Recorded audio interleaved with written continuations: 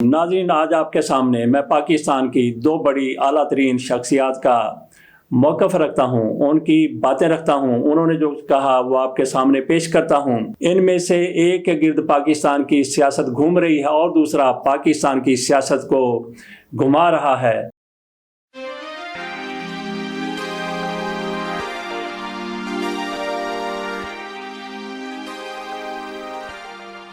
بسم اللہ الرحمن الرحیم۔ ناظرین، آج آپ کے سامنے میں پاکستان کی دو بڑی اعلیٰ ترین شخصیات کا موقف رکھتا ہوں، ان کی باتیں رکھتا ہوں، انہوں نے جو کہا وہ آپ کے سامنے پیش کرتا ہوں۔ ان میں سے ایک کے گرد پاکستان کی سیاست گھوم رہی ہے اور دوسرا پاکستان کی سیاست کو گھما رہا ہے۔ دونوں کی طرف سے جو کچھ کہا گیا آپ اس کے ساتھ اتفاق کریں یا نہ کریں، لیکن انہوں نے جو کچھ کہا پوری دنیا نے اس کو سنا، پوری دنیا اس کے بارے میں کیا کہتی ہے ہمیں اس سے کوئی غرض نہیں ہے۔ سب سے پہلے میں بات کرتا ہوں جنرل عاصم منیر کی، اس کے بعد بات کریں گے عمران خان کے آرٹیکل کی جو انہوں نے ڈیلی ٹیلی گراف میں لکھا ہے۔ جنرل عاصم منیر کی طرف سے رسال پور میں پی ایف کے کیڈٹ سے خطاب کرتے ہوئے کہا گیا، انہوں نے وہاں پہ جارحانہ انداز اختیار کیا۔ میں سمجھتا ہوں کہ ان کی طرف سے جارحانہ انداز اختیار کرنا بالکل درست ہے۔ جارحانہ انداز ان کا کس کے لیے تھا؟ ان کا جارحانہ انداز بھارت کے لیے تھا، اپنے دشمن کے لیے تھا۔ پاک فضائیہ کی یہ پریڈ تھی، اس موقع پر ان کی طرف سے کہا گیا کسی بھی ملک کی فضائیہ اگر کمزور ہو جائے تو وہ پھر دشمن کے رحم و کرم پر ہوتی ہے، دشمن جیسے چاہے اس کے ساتھ کر سکتا ہے۔ انہوں نے فلسطین اسرائیل کا حوالہ دیا۔ جنرل عاصم منیر کی طرف سے اپنے دبنگ لہجے میں کہا گیا کہ بھارت نے کس طرح سے پاکستان کی حدود کی خلاف ورزی کی تھی اور پاکستان نے کس طرح سے اس کا جواب دیا تھا۔ میں سمجھتا ہوں کہ ایسا ہی لہجہ جنرل عاصم منیر کا اپنے دشمن کے لیے ہونا چاہیے۔ ایسا دبنگ لہجہ، ایسا جارحانہ انداز یہ آرمی چیف کا، کسی بھی فوجی کا، کسی بھی فوجی سربراہ کا، کسی بھی آرمی سے، فضائیہ سے، نیوی سے تعلق رکھنے والے افسر کا، اہلکار کا ایسا ہی انداز ہونا چاہیے جیسا جنرل عاصم منیر کا تھا۔ وہ تو پاک فضائیہ کی پریڈ کی سلامی لے رہے تھے، لیکن پاکستان میں اور دنیا میں جنرل عاصم منیر کی ان باتوں کو اتنا زیادہ ہائی لائٹ نہیں کیا گیا جتنا صرف سیاسی باتوں کو کیا گیا۔ انہوں نے آئین کے آرٹیکل 19 کی بات کی۔ انہوں نے کہا کہ ہمیں بتایا جاتا ہے کہ آزادی اظہار رائے کیا ہے۔ ہم جانتے ہیں کہ آزادی اظہار رائے کیا ہے۔ جنرل عاصم منیر کی طرف سے کہا گیا کہ ہم توقع رکھتے ہیں کہ باقی بھی آزادی اظہار رائے کا احترام کریں۔ ان کے جو الفاظ تھے وہ آپ کے سامنے میں پیش کرتا ہوں۔ اسلامی جمہوریہ پاکستان کے آئین کے آرٹیکل 19 میں واضح طور پر آزادی اظہار اور اظہار رائے کی حدود متعین کی گئی ہیں۔ جو لوگ آئین میں دی گئی آزادی رائے پر عائد کی گئی واضح قیود کی برملا پامالی کرتے ہیں، وہ دوسروں پر انگلیاں نہیں اٹھا سکتے۔ ہم اپنی آئینی حدود کو بخوبی جانتے ہیں اور دوسروں سے بھی آئین کی پاسداری کو مقدم رکھنے کی توقع رکھتے ہیں۔ جیسا کہ میں نے کہا کہ ایک تو ہم نے جنرل عاصم منیر صاحب کی یہ بات کرنی تھی کہ انہوں نے کس طرح سے بھارت کو، دشمن کو جواب دیا ہے۔ دوسری بات ہم کرتے ہیں عمران خان کے حوالے سے۔ عمران خان نے ڈیلی ٹیلی گراف میں ایک آرٹیکل لکھا ہے، اس میں ان کی طرف سے کہا گیا ہے کہ مجھے موت کی پرواہ نہیں ہے، غلامی پر آزادی کو ترجیح دوں گا۔ یہ ان کا، عمران خان کا موقف ہے اپنے آرٹیکل میں۔ یہ آرٹیکل آپ کے سامنے رکھتے ہیں۔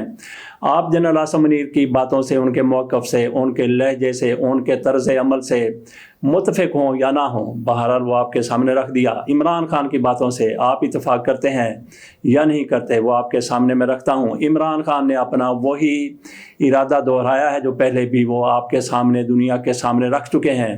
آئیے چلتے ہیں عمران خان کے آرٹیکل کی طرف، وہ کیا کہتے ہیں اس میں ذرا ملاحظہ کیجیے۔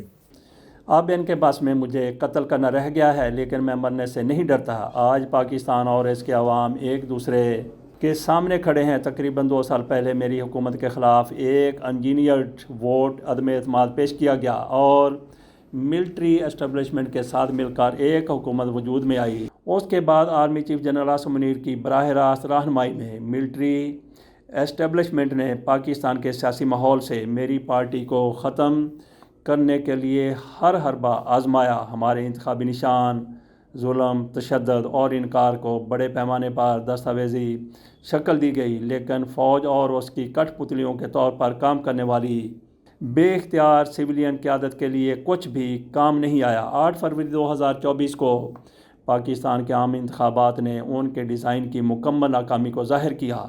ایک ایسے ملک میں جہاں ووٹروں کی اکثریت پارٹی کے نشان سے رہنمائی کرتی ہے۔ وہاں کوئی ایک انتخابی نشان نہیں ہے۔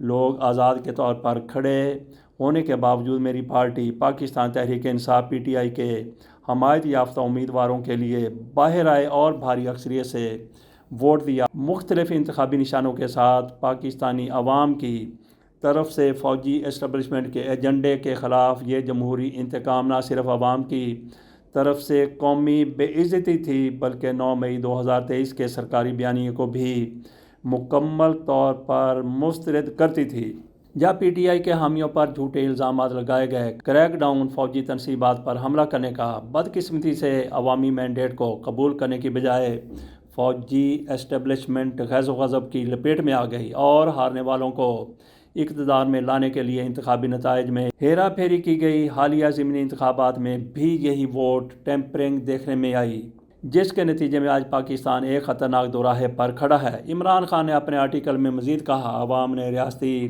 انتخابی سازشوں اور نہ صرف PTI کی قیادت بلکہ اس کے کارناموں کے جبر، قید و بند اور اذیتوں کو مسترد کر دیا ہے۔ عسکری قیادت کو اس سطح پر کھلے عام تنقید کا نشانہ بنایا جاتا رہا ہے جو ہماری تاریخ میں اس سے پہلے نہیں دیکھی گئی تھی۔ حکومتی ہنسی کا سٹاک ہے۔ مزید ظلم اور تشدد ریاست کا رد عمل صرف پارٹی کارکنوں پر ہی نہیں بلکہ صحافیوں اور انسانی حقوق کے محافظوں پر بھی زیادہ ظلم اور تشدد کو ہوا دیتا ہے۔ ایکس پلیٹ فارم پر مکمل پابندی کے ساتھ سوشل میڈیا پر پابندیاں لگائی گئی ہیں۔ عدلیہ کے آزادانہ کام کاج کو ہر سطح پر تباہ کرنے کی منظم کوشش شاید سب سے بدتر پیش رفت ہے۔ ججوں کو بلیک میلنگ اور خاندان کے افراد کو ہراساں کرنے سمیت ہر سطح کے دباؤ کا نشانہ بنایا گیا۔ نتیجے کے طور پر جھوٹے الزامات پر ہمارے مقدمات چلائے جاتے ہیں جس میں کسی مناسب دفاع کی اجازت نہیں ہوتی اور نہ ہی ملک کے قانون اور آئین کی کوئی فکر ہوتی ہے۔ عمران خان اپنے آرٹیکل میں مزید کہتے ہیں، پاکستان CJP اور اسلام آباد ہائی کورٹ کے چیف جسٹس غیر جانبدارانہ انصاف فراہم کرنے میں ناکام پائے گئے ہیں، لیکن اعلیٰ عدلیہ کے ارکان عدلیہ کی آزادی کو تباہ کرنے کی کوشش کے خلاف اٹھ کھڑے ہوئے ہیں۔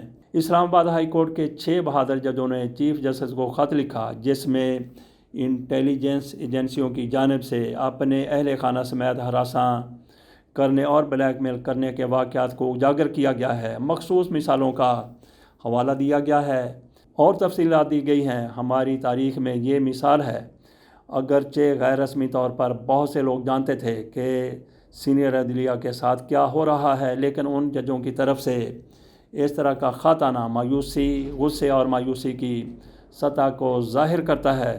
عدالتی امور کی افسوسناک حالت چیف جسٹس کی طرف سے دکھائی جانے والی ہچکچاہٹ سے ظاہر ہوتی ہے، جس نے بالآخر عمل کرنے پر مجبور محسوس کیا، لیکن سپریم کورٹ کے فل بینچ کی سماعت کرنے اور 6 ججوں کی طرف سے نامزد کردہ افراد کو طلب کرنے کے بجائے انہوں نے عدالتی امور پر عمل درآمد کرنے کی کوشش کی۔ 6 جج مؤثر طریقے سے کٹہرے میں ہیں۔ بحران میں گھری ہوئی معیشت، بڑھتی ہوئی قیمتوں اور سیاسی طور پر ناراض عوام اپنے انتخابی مینڈیٹ کو چوری کرنے اور معاشی طور پر مشکلات کا شکار ہونے کے ساتھ ریاست الگ تھلگ کھڑی ہے، اپنی سنگین غلطیوں کو کم کرنے کے لیے تیار نہیں، جس کی وجہ سے پاکستان اس نازک موڑ پر پہنچا ہے اور ناقدین کے خلاف جبر اور تشدد کے اپنے منتر سے آگے نہیں بڑھ پا رہا۔ ریاست اسی راستے پر چل رہی ہے جس پر 1971 میں چلی تھی جب اس نے مشرقی پاکستان پھر بنگلہ دیش کو کھو دیا تھا۔ اس کے ساتھ ساتھ یہ دہشت گردی میں اضافے اور بلوچستان میں بڑھتی ہوئی بیگانگی کو دیکھ رہا ہوں، جہاں جبری گمشدگیوں کا معاملہ شدت سے بڑھ رہا ہے۔ پاکستان کی سرحدوں پر بھارت پہلے ہی پاکستان کے اندر قتل و غارت گری کا اعتراف کر چکا ہے اور افغانستان کے ساتھ بین الاقوامی سرحد بدستور غیر مستحکم ہے۔ فوجی مقاصد کے لیے امریکہ کو فضائی حدود تک رسائی ہے اور اس سے متعلق سہولیات کی فراہمی کے بدلے امریکہ سے بلا شبہ حمایت کی فوجی اسٹیبلشمنٹ کی توقع۔ امریکی محکمہ خارجہ کی انسانی حقوق کے طریقوں سے متعلق تازہ ترین رپورٹس کی اشاعت کے بعد پنکچر ہو گئی ہے، جس میں نمایاں کیا گیا ہے پاکستان میں انسانی حقوق کی بہت سی خلاف ورزیاں ایک بار پھر جب عوام کے ساتھ تصادم ہو تو بین الاقوامی مالیاتی فنڈ کی حمایت پر انحصار کر کے نجات حاصل کرنے سے پاکستان نے کوئی استحکام نہیں ہوگا۔ اس بحران سے نکلنے کے سوا کوئی راستہ نہیں ہے کہ عوام کا مینڈیٹ بحال کیا جائے اور تمام سیاسی قیدیوں کو رہا کیا جائے جن میں فوجی عدالتوں میں مقدمات چل رہے ہیں۔ ریاستی اداروں کے آئینی فعالیت کو بحال کیا جائے۔ فوجی اسٹیبلشمنٹ نے میرے خلاف ہر ممکن کوشش کی، اب ان کے لیے بس مجھے قتل کرنا رہ گیا ہے۔ میں کھلے عام کہہ رہا ہوں کہ اگر مجھے یا میری اہلیہ کو کچھ ہوا تو اس کے ذمہ دار جنرل عاصم منیر ہوں گے، لیکن میں نہیں ڈرتا کیونکہ میرا ایمان مضبوط ہے اور میں غلامی پر موت کو ترجیح دیتا ہوں۔ یہ عمران خان کی طرف سے ڈیلی ٹیلی گراف میں آرٹیکل لکھا گیا۔ اس سے پہلے ہم نے جنرل عاصم منیر کا دبنگ لہجے میں جارحانہ انداز میں بھارت کو جو کچھ کہا گیا تھا وہ آپ کے سامنے رکھا۔ اجازت دیجیے، اللہ حافظ۔